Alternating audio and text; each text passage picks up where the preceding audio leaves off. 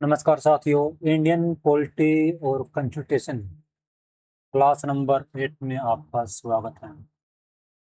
हम कुछ महत्वपूर्ण प्रश्नों को हम डिस्कस कर रहे हैं जो भी आपके पीवाईक्यू है और एमसीक्यू इंडियन पॉलिटी में पूछे गए हैं या फिर आ सकते हैं आगे किसी भी एग्जाम में। तो हम उन प्रश्नों को क्या है एक सीरीज में पढ़ रहे हैं। हमारी जो पॉलिटिकल साइंस इंडियन पॉलिटी की जो एमसीक्यू और पीवाईक्यू सीरीज है उसकी आज 8वीं क्लास है। तो चलिए दोस्तों, आज कुछ नए प्रश्नों के साथ इस क्लास को हम शुरू करते हैं। अगर आप किसी भी चाहे आप किसी भी एग्जाम की क्या है तैयारी कर रहे हो और आपके जो सिलेबस में इंडियन पॉलिटी और कॉन्स्टिट्यूशन से अगर आपके सवाल आते हैं तो क्या है ये जो क्लास है आपके लिए बहुत ही महत्वपूर्ण हो जाती है। ठीक है दोस्तों, पीछे जो हमारी 7 क्लासेस हो चुकी है, लगभग हर क्लास में हम 20 से 25 क्वेश्चन को क्या है डिस्कस करते हैं। आज की जो 8वीं क्लास है हमारी, तो चलिए आज के इस सेशन को हम शुरू करते हैं और चलते हैं अपने पहले क्वेश्चन की तरफ। पहला जो आज का हमारा क्वेश्चन है वो है, भारत में पहली निर्वाचन लोकसभा अस्तित्व में कब आई।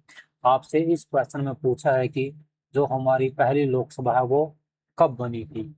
तो आपके सामने जो ऑप्शन है वो पहला जो ऑप्शन है वो है जनवरी 1952। दूसरा जो ऑप्शन है अप्रैल 1952। तीसरा नवंबर 1950। और चौथा है नवंबर 1949। देखिए दोस्तों, इसमें से आपको क्या सही लगता है, सोचिए इस क्वेश्चन के बारे में कि हमारी जो पहली निर्वाचित लोकसभा है वो कब बनी थी। इसका जो सही आंसर होगा वो होगा अप्रैल 1952। अप्रैल 1952 में क्या है हमारी जो पहली लोकसभा है वो बन गई थी, क्योंकि जो प्रथम जो आम चुनाव है 1951-52 में हुए थे। इसके बाद क्या है पहली निर्वाचन लोकसभा का क्या गठन हो गया था। तो इसके बारे में कुछ और हम फैक्ट के बारे में जान लेते हैं। अगर आपसे पूछ ले कि लोकसभा है जो फर्स्ट लोकसभा का जो गठन है वो कब हुआ था, तो आप बोलेंगे कि 17 अप्रैल। आप बोलेंगे 17 अप्रैल को क्या है 1952 में क्या है हमारे जो पहली लोकसभा का गठन हुआ था। ठीक है, गठन हो गया था। और जो पहली बैठक थी, जो पहली बैठक है वो कब हुई थी, हमारी पहली जो लोकसभा की जो पहली बैठक थी वो कब हुई थी। वो हुई थी 13 मई 1952 को।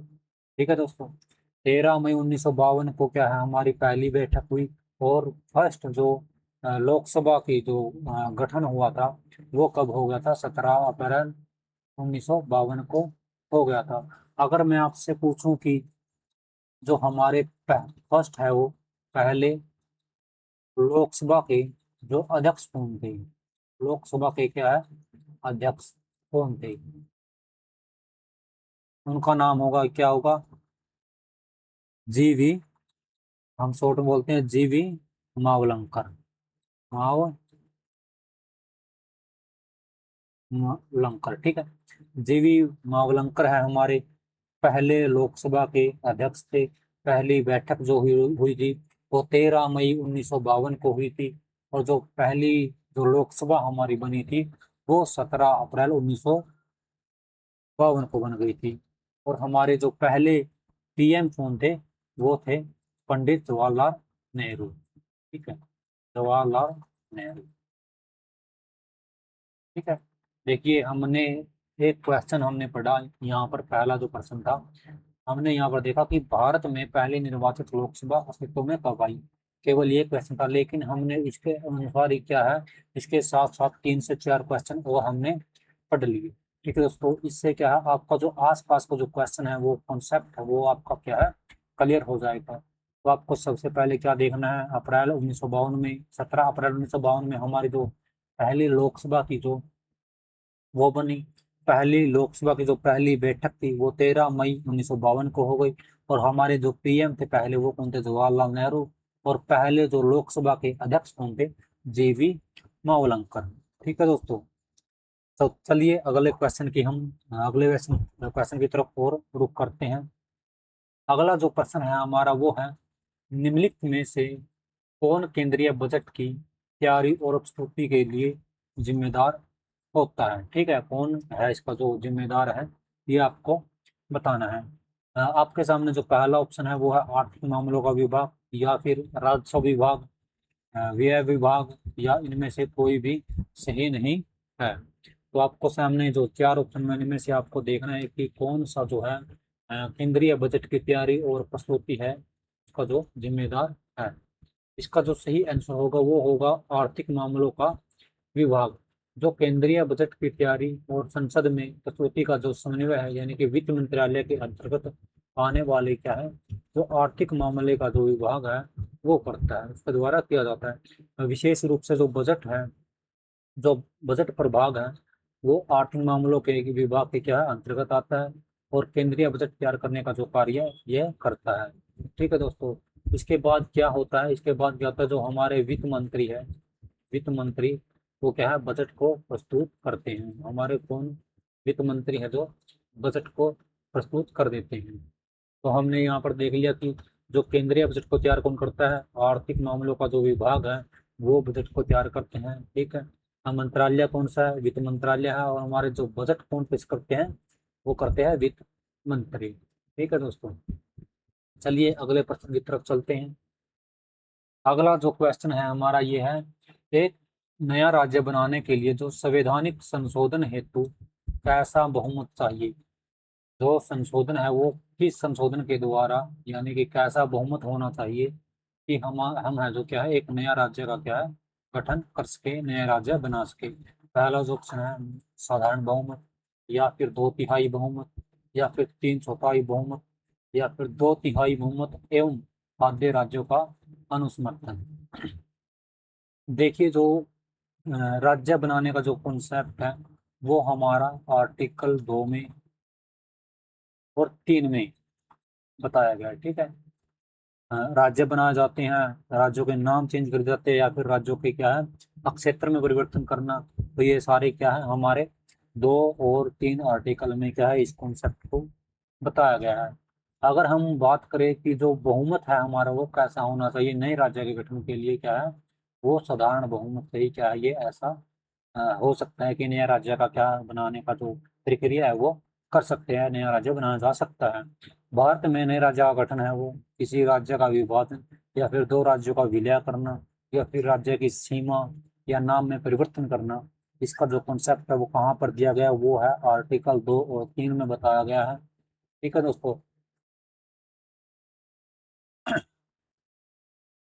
जो हमारा जो संवैधानिक संशोधन है, यानी कि संशोधन करने की जो शक्ति है वो कहाँ पर है, 368 आर्टिकल में बताया गया है। ठीक है, तो चलिए चलते हैं अगले प्रश्न की तरफ।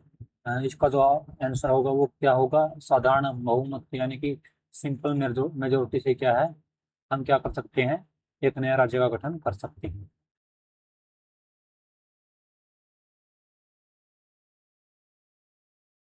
अगला जो प्रश्न है आपका वो है, राज्यसभा के सदस्य के रूप में मनोनीत होने वाली जो प्रथम महिला, यानी कि पहली जो महिला है वो कौन थी, ये आपको बताना है। राज्यसभा के सदस्य के रूप में पहली महिला जो मनोनीत हुई थी वो कौन थी। आपके सामने जो ऑप्शन है वो है राजकुमारी अमृत कौर, सुचेता कृपलानी, रुक्मणी देवी अरुडेल अरुडेल, ठीक है, कमला देवी चट्टोपाध्याय। तो आपको इनमें से बताना है कि कौन सा जो क्वेश्चन है, इस क्वेश्चन का जो आंसर होगा वो कौन सा सही होगा।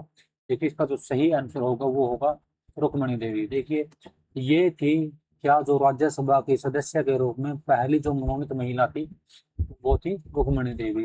रुक्मणी देवी भारत के क्या प्रसिद्ध भारतनाट्यम यानी कि नृत्य करने वाली, ठीक है, नृत्य की थी, सांस्कृतिक पुनर्जागरण की जो अग्रदूत, ठीक है, और एक समाज सेवी थी।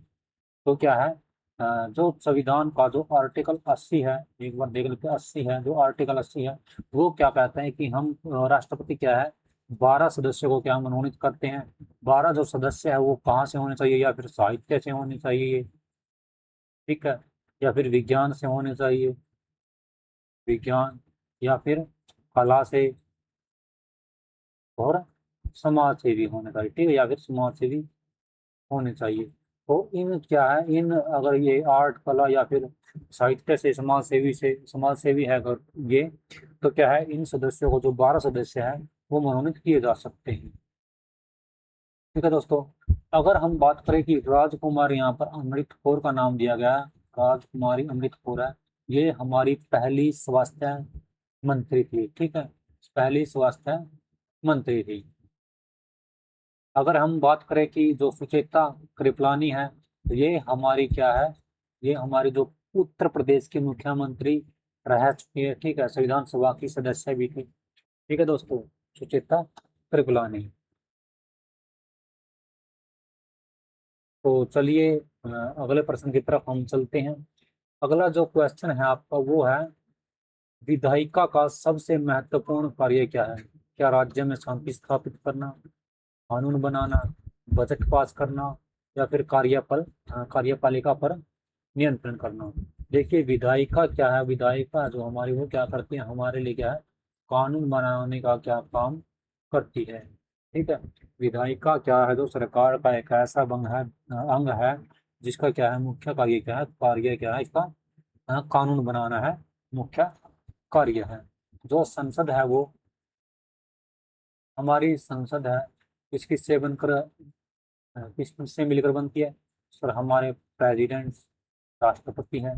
ठीक है, लोकसभा है और राज्यसभा है। ठीक है, इनसे क्या है, हमारी संसद क्या है, बनकर मिलकर क्या है, बनती है। ठीक है, जो कि विधायिका का कार्य क्या है, बजट पारित करना, और जो महत्वपूर्ण कार्य क्या है वो क्या है, कानून बनाना। ठीक है, कानून बनाना क्या है, इसका जो सही आंसर होगा। चलिए अगले प्रश्न की तरफ हम चलते हैं। अगला जो आपका प्रश्न है वो है, निम्नलिखित में से कौन लोकसभा अध्यक्ष नहीं रहे हैं? इनमें से कौन है जो लोकसभा के जो अध्यक्ष है वो नहीं रहे हैं? ठीक है, मीरा कुमार है, क्या ये अध्यक्ष रहे हैं? हाँ सर, ये रहे हैं 2009 से 2014 तक, ये क्या है, अध्यक्ष रही हैं। ये पहली महिला अध्यक्ष हैं। ठीक है, अगर हम बात करें तो पहली जो फीमेल है, ठीक है, ये अध्यक्ष रही है। अगर हम बात करें बलराम जाखड़ की, बलराम जाखड़ है, क्या ये अध्यक्ष रहे हैं? अ, ये क्या लोकसभा के जो अध्यक्ष है ये रहे हैं 1980 से 1989 तक, ये क्या है, लोकसभा के अध्यक्ष रहे हैं। कौन? बलराम जाखड़। ठीक है, और बाद में क्या ये जो बलराम जाखड़ जी, ये क्या है, एमपी के क्या है, राज्यपाल भी रहे हैं, राज्यपाल भी रहे हैं। ठीक है, बलराम जाखड़ है जो 1980 से 1989 तक लोकसभा के अध्यक्ष रहे हैं, और एमपी के क्या, बाद में ये राज्यपाल भी रहे हैं। अब बात करते हैं जीएमसी जीएमसी बाल योगी, क्या ये लोकसभा के अध्यक्ष रहे हैं? ये भी रहे हैं। ठीक है, 1998 से 2002 तक क्या है, ये लोकसभा के अध्यक्ष रहे हैं। ठीक है, लोकसभा के अध्यक्ष रहते हुए क्या इनका क्या है, हेलीकॉप्टर की दुर्घटना में क्या है, इनके जो है निधन हो जाता है, जीएससी बाल योगी जी का। ठीक है, अब बढ़ते हैं चंद्रशेखर जी, ये हमारे लोकसभा के अध्यक्ष नहीं रहे हैं। ठीक है, ये क्या रहे हैं, भारत के 8वें प्रधानमंत्री पीएम रहे हैं। ये किसी भी प्रकार से लोकसभा के अध्यक्ष नहीं रहे हैं, ये क्या रहे हैं, 8वें प्रधानमंत्री रहे हैं भारत के। ठीक है, मीरा कुमार हमने देख लिया, 2009 से 2014 तक, जो कि फर्स्ट फीमेल अध्यक्ष है लोकसभा की। बलराम जाखड़ है, 1980 से लेकर 1989 तक रहे हैं। ये एमपी भी रहे हैं, कहाँ के, सॉरी, एमपी के क्या, मध्य प्रदेश के क्या, राज्यपाल भी रहे हैं बाद में। अच्छा, जी एस सी बालयोगी है, ये जो 1998 से 2002 तक क्या है, ये अध्यक्ष रहे हैं लोकसभा के। और चंद्रशेखर जी है जो क्या है, ये भारत के 8वें प्रधानमंत्री रहे हैं। चलिए चलते हैं अगले प्रश्न की तरफ। अगला जो प्रश्न है हमारा वो है, निम्न में से कौन सा राज्य कौन सा राज्य राज्यसभा में सर्वाधिक सदस्यों को भेजता है? यानी कि आपसे सीधा से एक क्वेश्चन घुमा फिरा कर ये पूछा है कि राज्यसभा की जो सीटें हैं वो आपको बतानी है नीचे दिए गए ऑप्शन में से किसकी अधिक है। ठीक है। उत्तर प्रदेश की अगर हम बात करें, उत्तर प्रदेश की अगर हम बात करें, उत्तर प्रदेश में कितनी है? 31 राज्यसभा की क्या है? सीटें हैं। ठीक है। अगर हम राजस्थान की बात करें, राजस्थान में 10 हैं। अगर हम बात करें महाराष्ट्र की, महाराष्ट्र में 19 है। अगर हम करें मध्य प्रदेश की बात, क्या है? 11 सीटें हैं। तो सबसे अधिक इसमें से किसकी है? उत्तर प्रदेश की, जो कि 31 सीटें हैं, यानी कि राज्यसभा की जो 31 सीटें हैं वो क्या है? सर्वाधिक जो वो है भेजता है। ठीक है। राज्यसभा के जो सदस्य है वो भेजता है। ठीक है। राजस्थान की 10 है। ठीक है। और महाराष्ट्र की 19 है। और मध्य प्रदेश की क्या है? 11 लोक राज्यसभा की सीटें हैं। अगर हम अन्य राज्य की बात करें तो मैं आपको बता देता हूँ कि पश्चिम बंगाल की है जो कि 16 है, 16। ठीक है। बिहार की सो भी 16 है, बिहार की भी क्या है? 16 है। ठीक है। ये क्या है, एक वीडियो में हम सारी की सारी सीटों के क्या, मैं आपको याद करा दूंगा कि किस अ, राज्य में कितनी लोकसभा और कितनी राज्यसभा की और कितनी विधानसभा की सीटें हैं। ठीक है। चलिए चलते हैं अगले प्रश्न की तरफ। अगला जो आपका प्रश्न है वो है, अविश्वास प्रस्ताव किस सदन में लाया जाता है? अविश्वास प्रस्ताव है जो किस सदन में लाया जाता है? राज्यसभा में, लोकसभा में, किसी भी सदन में, या फिर इनमें से कोई नहीं, या फिर इनमें से कोई नहीं। देखिए, जो ऐसे विश्वास का जो प्रस्ताव है वो हमारे किस सभा में लाया जाता है? लोकसभा में लाया जाता है। ठीक है। अविश्वास प्रस्ताव है केवल और केवल कहाँ पर लाया जाएगा? लोकसभा में लाया जाएगा। क्योंकि क्या था कि केंद्र की जो मंत्री परिषद है वो क्या है, सामूहिक रूप से क्या, केवल लोकसभा के प्रति क्या उत्तरदायी होती है। ठीक है। ठीक है दोस्तों। तो ये क्या है, ये एक केवल और केवल क्या है, लोकसभा में लाया जाएगा। जो प्रस्ताव जो स्वीकार करने के लिए कम से कम 50 सदस्यों का जो समर्थन है वो आवश्यक होता है। ठीक है। चलिए चलते हैं अगले प्रश्न की तरफ। अच्छा, तो कौन लाता है लोग ये अविश्वास प्रस्ताव? ठीक है। अविश्वास प्रस्ताव है वो कौन लाता है? ठीक है। विपक्ष लाता है। ठीक है। विपक्ष के जो नेता है ना वो अविश्वास प्रस्ताव लेकर आते हैं। ठीक है। उद्देश्य क्या था? इसका उद्देश्य क्या था कि हमें सरकार पर क्या है, विश्वास नहीं है कि, ठीक है, नाम से ही पता चल रहा है कि अविश्वास। अगला जो क्वेश्चन है आपका वो है, भारत में राज्यसभा के लिए अधिकतम जो कितनी सीटें निर्धारित है?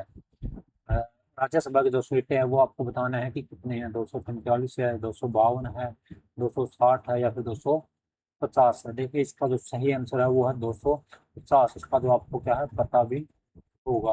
कितनी सीटें हैं? 250। अगर मैं इसमें डिवाइडेशन होता है 238 प्लस 12। ठीक है। जो 238 सदस्य हैं ये राज्यों एवं केंद्र शासित प्रदेशों का जो प्रतिनिधित्व करते हैं, और ये क्या है, निर्वाचित होते हैं। क्या होते हैं? निर्वाचित होते हैं। और ये जो 12 सदस्य हैं वो क्या है, राष्ट्रपति के द्वारा क्या है, प्रेसिडेंट के द्वारा क्या है, मनोनीत होते हैं, मनोनीत। ठीक है। मनोनीत होते हैं ये 12 सदस्य मनोनीत होते हैं। मैंने पिछला क्वेश्चन में आपको बताया भी था कि मनोनीत साहित्य से, कला से, विज्ञान से, या फिर समाज से भी अगर है तो ये सदस्य क्या है, 12 यहाँ से क्या है मनोनीत होते हैं, और 238 जो सदस्य हैं वो निर्वाचित होते हैं। ठीक है। अगर मैक्सिमम पूछे जो टोटल है वो 250 है। अगर निर्वाचित सदस्यों के बारे में पूछे तो 238 है। अगर मनोनीत सदस्यों के बारे में पूछे तो क्या है, 12 है। चलिए दोस्तों, चलते हैं अगले प्रश्न की तरफ। अब आपको बताना है यहाँ पर लोकसभा की जो अधिकतम सीटें हैं वो कितनी है। लोकसभा की सीटों के बारे में आपको क्या है बताना है। जो लोकसभा की जो सीटें हैं वो टोटल है 500 552। ठीक है दोस्तों। जो टोटल सीटें हैं वो 552 है। ठीक है। भारतीय संविधान में क्या है, अनुच्छेद जो 81 के अनुसार है, लोकसभा की जो अधिकतम सीटें कितनी रखी गई है, 552 है वो निर्धारित की गई है। ठीक है। अगर हम बात करें कि राज्यों से, राज्यों से कितने हैं, 530। अगर हम बात करें केंद्र शासित प्रदेशों से, केंद्र शासित प्रदेशों से कितने हैं, 20। दो सदस्य हैं, देखिए 530 प्लस कितने, 550 है, प्लस 2। राष्ट्रपति द्वारा क्या है, एंग्लो इंडियन समुदाय से क्या है, मनोनीत किए जाते थे। ठीक है। अब जो कि है ये क्या है, समाप्त हो गया है। ठीक है, समाप्त हो गया है। अब जो टोटल अगर हम देखें तो क्या है, 550 हमारी क्या है सीटें रह जाती है। जो कि 104वां संविधान संशोधन अधिनियम क्या है, 2020 के बाद क्या, एंग्लो एंग्लो इंडियन क्या है समुदाय के दो मनोनीत सदस्यों का क्या है प्रावधान है, सो वो क्या कर दिया, समाप्त कर दिया था। वर्तमान में लोकसभा की जो प्रभावी अधिकतम सीटें कितनी है, 550 है। 330 राज्यों से, केंद्र शासित प्रदेशों से कितनी, 20 मान जाती है। ठीक है। लेकिन जो पहले इसमें क्वेश्चन आता था क्या था, 552 टोटल आता था। लेकिन अब जो हमारा सही क्वेश्चन आंसर होगा वो क्या होगा, 550 सही आंसर होगा। ठीक है दोस्तों, चलिए चलते हैं अगले प्रश्न की तरफ। भारत में नए राज्य का जो गठन है वो होता है, देखिए मेरे ख्याल से ये जो क्वेश्चन है वो रिपीट हुआ। ठीक है, रिपीट हुआ है। जो कि इसका जो सही आंसर था वो साधारण बहुमत से है। क्या हमने देखा था कि जो सिंपल मेजोरिटी से है क्या, वो नए राज्यों का जो गठन है वो हो हो सकता है, कर सकते हैं। ठीक है। अनुच्छेद 2-3 में बताया गया है राज्यों के बारे में, फिर राज्यों का अगर नए राज्यों का जो प्रवेश करना है या फिर स्थापना करना है। आर्टिकल 3 में बताया गया है कि नए राज्यों का गठन करना या फिर सीमा में या फिर नाम में परिवर्तन या फिर क्षेत्र में किसी भी प्रकार का जो परिवर्तन है वो आर्टिकल 3 में बताया गया। चलिए अगले प्रश्न की तरफ चलते हैं। भारतीय संसद के सदनों का जो 17वां है, ठीक है, 17वां किसके द्वारा किया जाता है, जो 17 है वो किसके द्वारा चलाए जाते हैं, लोकसभा के अध्यक्ष के द्वारा, या फिर राज्यसभा के सभापति, भारत के प्रधानमंत्री, या फिर भारत के राष्ट्रपति के द्वारा। चलिए इसका जो सही आंसर होगा वो होगा भारत के राष्ट्रपति के द्वारा। ठीक है दोस्तों, सदनों का क्या किया जाता है, भारत के राष्ट्रपति के द्वारा। राष्ट्रपति क्या है, संसद के दोनों सदनों लोकसभा और राज्यसभा का क्या है आहूत करते हैं, यानी कि दोनों को बुलाते हैं। ठीक है। जो राष्ट्रपति ही क्या है, प्रावधान करते हैं। ठीक है। राष्ट्रपति क्या लोकसभा को भंग कर सकते हैं, राज्यसभा को कभी भी भंग नहीं कर सकते। ठीक है। राज्यसभा कभी भी भंग नहीं होती है। ठीक है। अगर आर्टिकल 85 में हम देखें, आर्टिकल 85 में क्या है, संसद का जो सत्र बुलाया जाता है, सत्र बुलाया जाता है। ठीक है। श्रावसन करते हैं, श्रावसन होता है, ठीक करते हैं। ठीक है, श्रावसन करते हैं। और लोकसभा को क्या है, भंग कर सकते हैं, भंग कर सकते हैं। ठीक है। सत्र बुलाते हैं, श्रावसन और भंग। ठीक है, तीनों जो कीवर्ड्स है आपको याद रखने हैं आर्टिकल 85 के अकॉर्डिंग। अगला जो क्वेश्चन है आपका वो है, भारत में प्राय 3 सदस्यीय सत्र होते हैं, बजट, मॉनसून सत्र, और तीसरा आपको बताना है। पहला हम इसने बता दिया कि बजट सत्र, और तीसरा बता दिया कि मॉनसून। अब आपको बताना है तीसरा क्या है, शरद ऋतु सत्र, ग्रीष्मकालीन सत्र, शीतकालीन सत्र। इसका जो सही आंसर होगा वो होगा शीतकालीन सत्र। देखिए 3 संसदीय सत्र होते हैं, बजट, मानसून और शीतकालीन सत्र। ठीक है दोस्तों, देखिए संसद का कोई भी निश्चित वार्षिक कैलेंडर है जो संविधान में निर्धारित नहीं है कि इसी टाइम है जो क्या है सत्र करवाए जाए। ठीक है। संसद के क्या 3 सत्र आयोजित किए जाते हैं। बजट सत्र है जो समय इसका है जनवरी, जनवरी फरवरी या फिर अप्रैल, अप्रैल या फिर मई। ठीक है, अप्रैल मई। जनवरी फरवरी से कब तक, मई, अप्रैल मई तक। ठीक है। इस सत्र में क्या है, केंद्रीय बजट है क्या प्रस्तुत किया जाता है। यह वर्ष का क्या सबसे लंबा और सबसे महत्वपूर्ण जो क्या है सत्र होता है। कौन सा सत्र, बजट सत्र होता है। ठीक है। अगर नेक्स्ट सत्र हम देखें, मानसून जो सेकंड नंबर का जो सत्र है वो है मानसून सत्र। मानसून सत्र क्या है? मानसून सत्र है जो अ, जुलाई से अगस्त सितंबर, अगस्त सितंबर सितंबर तक चलता है। ठीक है, इसमें विभिन्न विधेयकों एवं अन्य जो सरकारी कार्यों पर क्या है, चर्चा होती है। ठीक है।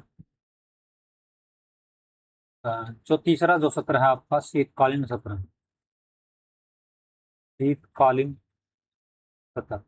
तो तीसरा आपका जो सत्र है वो शीतकालीन सत्र है, और जो शीतकालीन सत्र है वो नवंबर से दिसंबर में होता है। ठीक है, यह वर्ष का जो अंतिम जो संसदीय सत्र होता है, जो कि नवंबर से दिसंबर यानी कि लास्ट 2 महीने में होता है।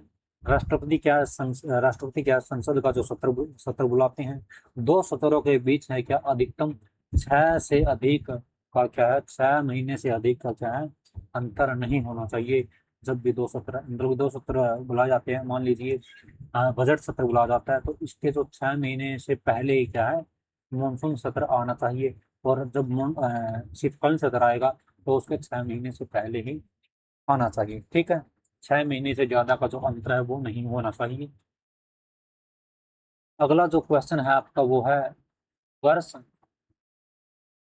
वर्ष 1975 से 1977 के बीच आपातकाल के दौरान भारत के प्रधानमंत्री आपको बताना है कि कौन थे। ठीक है, 1975 से 1977 के बीच आपातकाल के दौरान है जो हमारे प्रधानमंत्री कौन थे, ये आपको बताना है।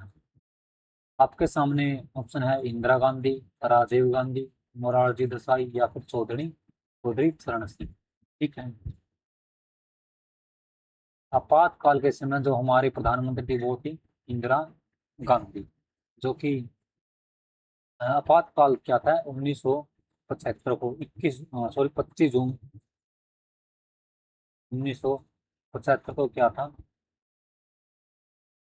जो आंतरिक आपातकाल है वो घोषित किया गया था। और 21 मार्च तक क्या था, 21 मार्च 1977 तक क्या था, लागू रहा था। इस दौरान हमारे जो प्रधानमंत्री थे वो इंदिरा गांधी जी थी, इंदिरा गांधी जी थी। ठीक है, यह जो आपातकाल है जो तत्कालीन है वो उस समय कौन थे, राष्ट्रपति हमारे कौन थे, राष्ट्रपति, तो हमारे राष्ट्रपति थे वो थे फरुखदीन अली अहमद। फरुखदीन अली अहमद थे जो हमारे राष्ट्रपति थे, फरुखदीन अली अहमद। यह जो आपातकाल है वो किस आर्टिकल के तहत लगाया जाता है, 352 आर्टिकल के तहत क्या है, यह जो आपातकाल है वो लगाया गया था। ठीक है। हाँ, चलिए दोस्तों अगले प्रश्न की तरफ हम चलते हैं।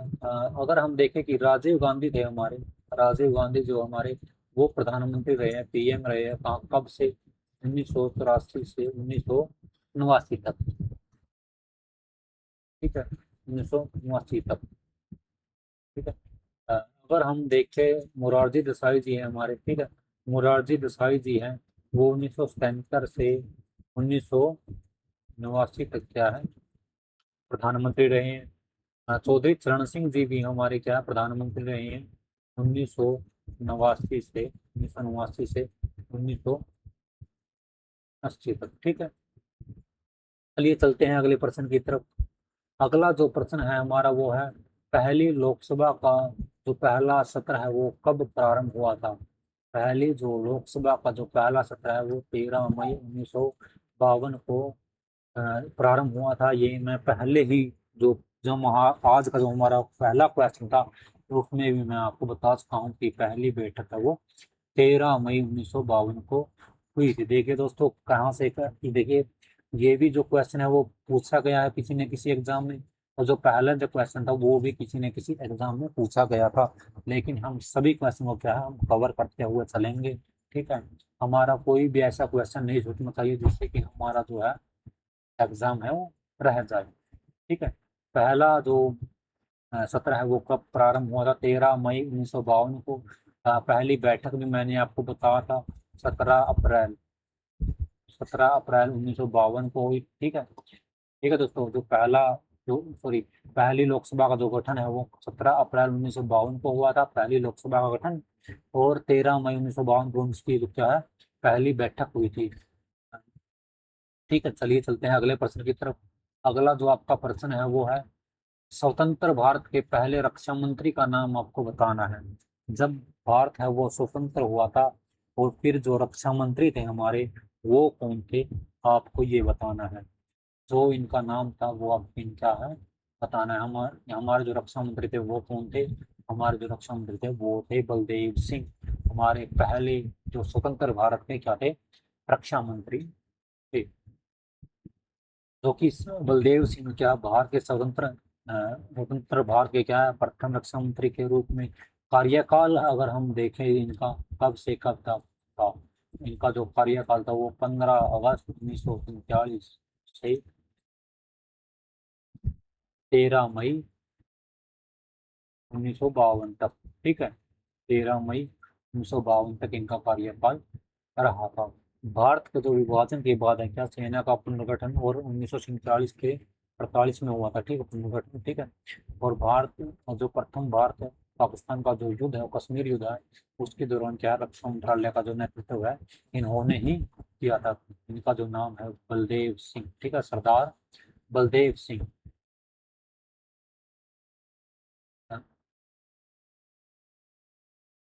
देखिए, चलते हैं अगले प्रश्न की तरफ। सरदार वल्लभ भाई पटेल जी यहाँ पर एक नाम है, आप इनको जानते ही होंगे। ठीक है, भारत को जोड़ने में क्या है इनका जो, इनकी जो अहम भूमिका है। ठीक है, इन्होंने क्या किया था, लगभग जो हमारी 562 रियासतें थी, रियासत तक थी भारत में क्या है विलय रहा था इनको इन्होंने। ठीक है दोस्तों। अगला जो प्रश्न है हमारा, 17वीं लोकसभा के जो स्पीकर है या फिर अध्यक्ष है, उनका जो नाम है वो आपको बताना है, वो कौन थे। ठीक है, मीरा कुमार। अच्छा, अगला जो ऑप्शन है, सोमनाथ चटर्जी या फिर ओम बिरला या फिर सुमित्रा महाजन।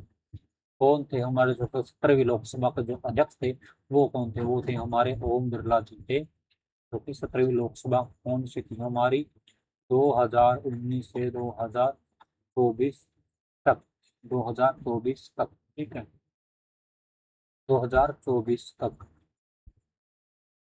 अब आपको बताना है कि जो वर्तमान में क्या है, हमारे जो स्पीकर कौन है। ठीक है, स्पीकर वो कौन है, वो आपको क्या करना है, कमेंट में बताना है। ठीक है, कमेंट आपको करना है। ठीक है,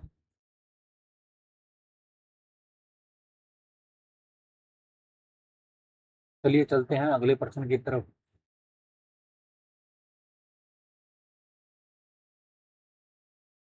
भारत के भारत के जो प्रथम मुख्य चुनाव आयुक्त हैं वो कौन थे, ये आपको बताना है।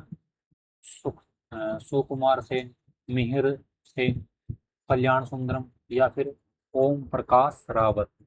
कौन थे हमारे जो प्रथम मुख्य चुनाव आयुक्त थे, उनका आपको क्या है नाम बताना है। उनका जो नाम है वो कौन है, सुकुमार सेन है वो हमारे प्रथम मुख्य चुनाव आयुक्त थे।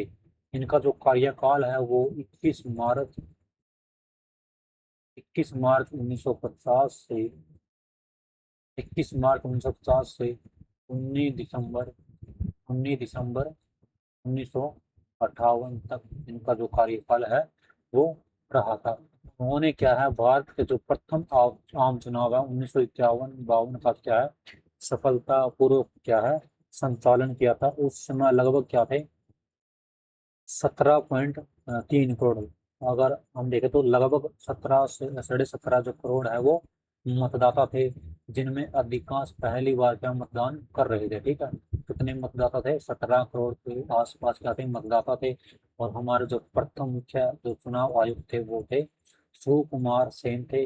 21 मार्च 1950 से 19 दिसंबर 1958 तक इनका क्या है कार्यकाल उस समय रहा था। भारत का जो पहला चुनाव है, विश्व का जो सबसे लोकतांत्रिक चुनाव क्या है, ये माना जाता है। आर्टिकल 324 में क्या है निर्वाचन आयोग के बारे में बताया गया है, ये भी आपको पता होना चाहिए। आर्टिकल 324 के बारे आर्टिकल 324 में क्या है निर्वाचन आयोग के बारे में बताया गया है। ठीक है, चलिए चलते हैं अगले प्रश्न की तरफ। अगला जो प्रश्न है हमारा वो है, निम्न में से किस अवधि के दौरान मोरारजी देसाई भारत के उप प्रधानमंत्री रहे। आपको बताना है कि जो हमारे मोरारजी देसाई है वो उप प्रधानमंत्री है, वो कब रहे थे। आपका जो इनका जो कार्यकाल है वो आपको बताना है, कब से कब तक किया गया उप प्रधानमंत्री रहे थे।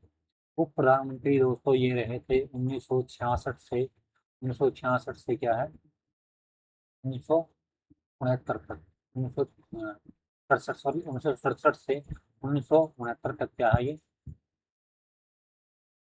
उप प्रधानमंत्री रहे थे। मोरारजी देसाई हमारे क्या उप प्रधानमंत्री रहे 1967 से 1969 तक। अगर हम डेट भी याद करें तो क्या है 13 मार्च, 13 मार्च 1967 से 16 जुलाई, 16 जुलाई 1969 तक क्या है ये मोरारजी देसाई जी हमारे क्या है उप प्रधानमंत्री रहे थे।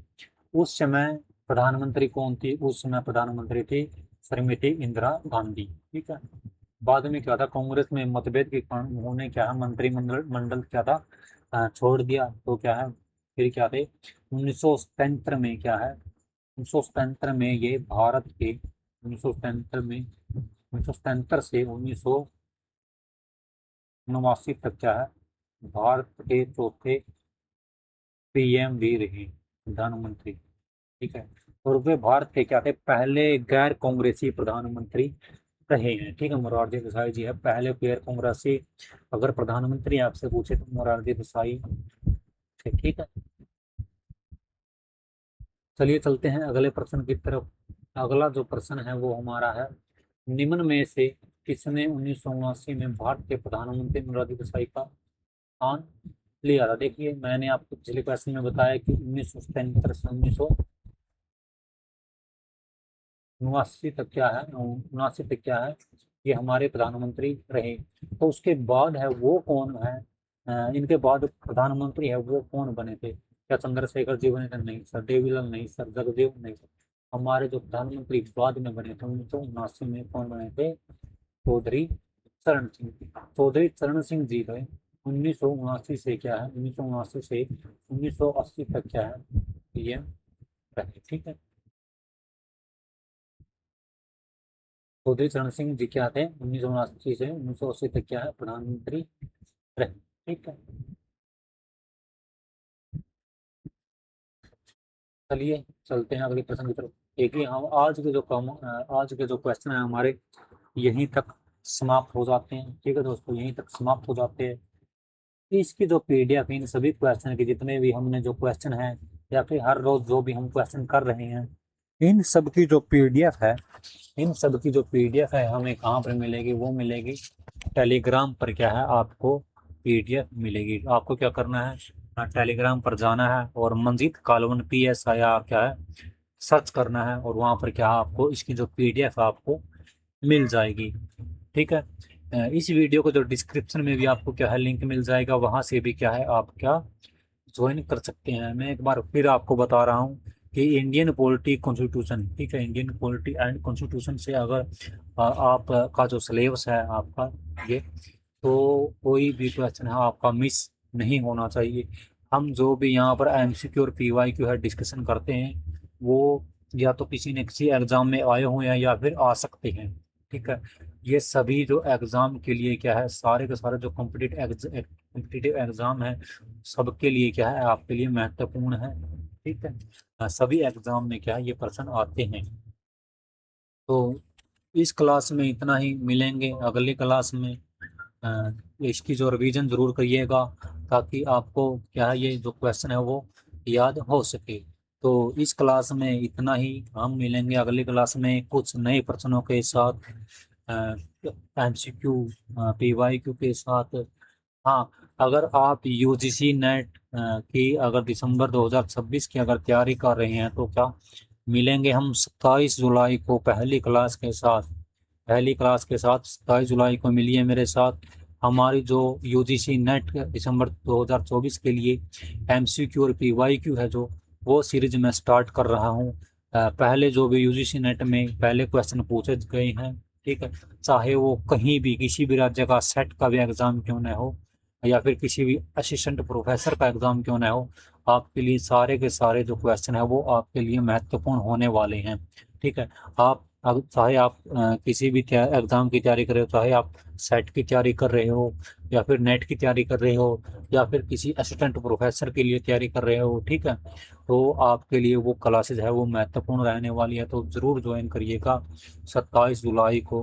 ठीक है दोस्तों, 27 जुलाई को जुड़िएगा मेरे साथ। 27 जुलाई को क्या, मेरे साथ जरूर जुड़िएगा शाम को 7 बजे। ठीक है, शाम को 7 बजे एक क्लास के साथ हम जुड़ेंगे।